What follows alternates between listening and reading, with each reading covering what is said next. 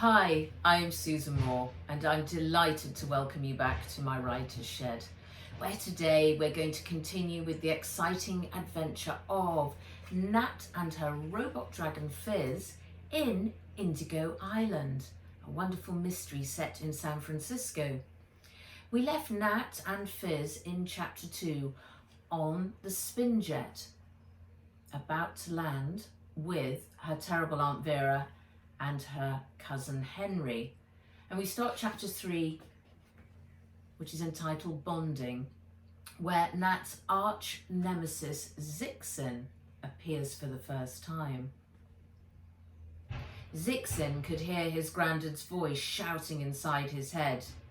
"Enough sleep, time to get up, time to find Ganjang. I must have that sword." He forced himself to lift his leaden eyelids, hoping it was all just a nightmare and that he'd wake up back in his bedroom at home in London. Instead, he was blinded by a spotlight shining directly in his face. His pillow had vanished. He put his hand down to push himself up off the narrow guest bed above Hong's shop, but instead of a soft cotton sheet, his fingers met with thick plastic. "What time is it?" he mumbled. No reply. He moved his hand to the small of his back. It was the place where his robot snake always lay coiled up in sleep mode, ready to activate when his day began. There was no warm, familiar chain-linked form. The space she occupied was cold. "Vesperetta, come here." His jet lag was terrible. It felt like someone was hitting him at his head with a hammer. "Take it slowly, my boy. Easy does it." His granddad's voice was coming from inside his left ear. He lifted his hand to the side of his head. As he did so, his fingers met with a cluster of long hedgehog-like spikes. The moment he touched them, an electric shock zapped his head. "Ah!" he screamed, pain exploding through to the roots of his teeth. "No, don't touch there. The needles haven't finished their work." Another hand battered his away and held it down on the plastic. It was that sharp voice of Hong, his granddad's old friend. He'd met him the night before when he'd arrived. He'd still yet to see his granddad, though. The pain dulled. Zixin opened his eyes again. This time the spotlight was gone. In its place was Hong, complete with surgical face mask. "He needs more time to adjust," he said. Adjust? To what? Cold, clammy fear gripped Zixin's guts. He looked past Hong to find that he'd been mysteriously moved from the room where he had gone to sleep to the medical couch in the acupuncture consultation room. The smell of pine disinfectant in the windowless grey-walled room made his stomach heave. "What have you done to me?" he said. "A little adjustment, my boy. A family bond has been formed." Again, his granddad's voice was coming from inside his left ear. He wrenched his wrist from Hong's grasp and rolled off the couch and came to a wobbly standing position. It was like being at sea. He was swaying from one foot to the other, and he felt like throwing up.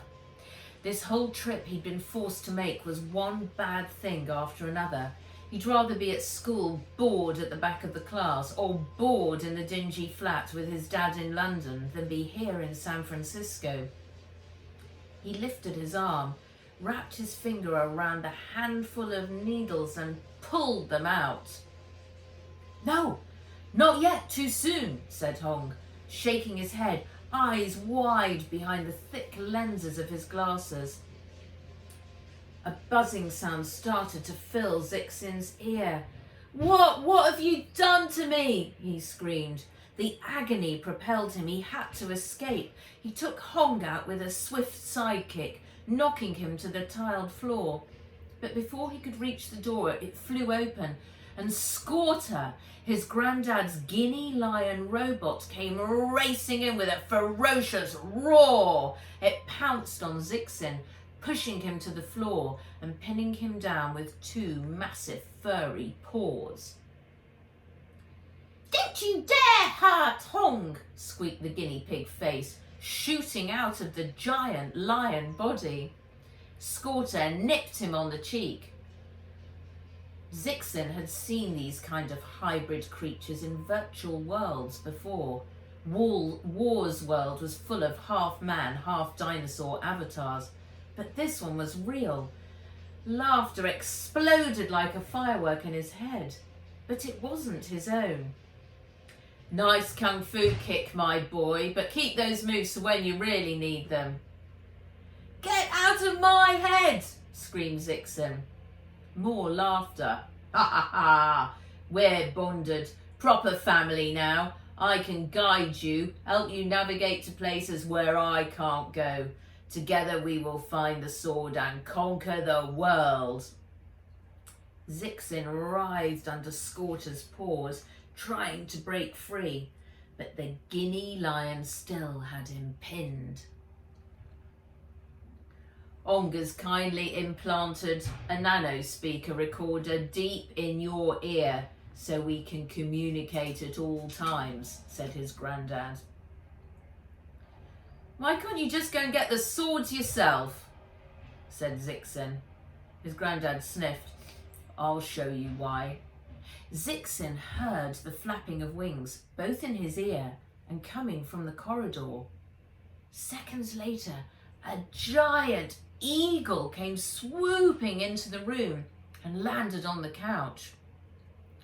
What he saw next made his head spin so much that he did throw up all over Scorter's paws.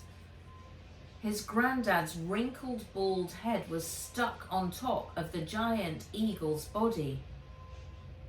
He was half robot. No wonder his granddad had never shown himself on screen when he called. He was a living freak. And why an eagle? Couldn't he have just got himself sized up for a humanoid-style exoskeleton?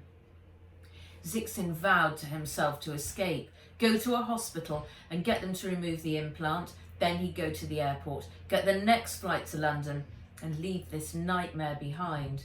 He just needed his snake. Where's Vesperetta?" he said. "She's a very interesting creation," said his granddad. The way he emphasised creation made Zixin's blood turn to ice. Vesperetta was his only friend. She was his snake buddy. "What have you done with her?" "I've been examining her. My findings are that you have the same skill for robot design and construction that I do. I would have expected nothing less. I'm still better than you, of course, but for a first attempt, your snake isn't bad." Zixin stopped struggling.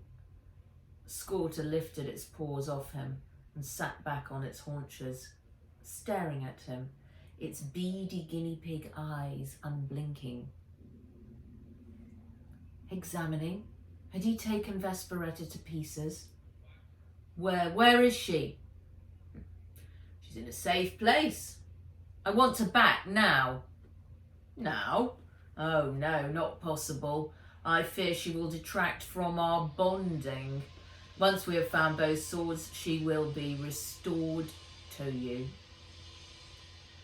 A pain tore through Zixin. It was far greater than the physical agonies of the nano implant. It was the pain of separation from the only thing he'd ever loved. "The girl's about to land," announced Scorter. Gosh, that's the end of chapter 3, where we meet Zixin and his terrible, half eagle, half human granddad who's become a robot. All very strange and a bit disturbing. But Please join me again tomorrow. Chapter 4, where we get to San Francisco. Yay! Thanks so much for joining me. I'm Nat and Fizz. Bye.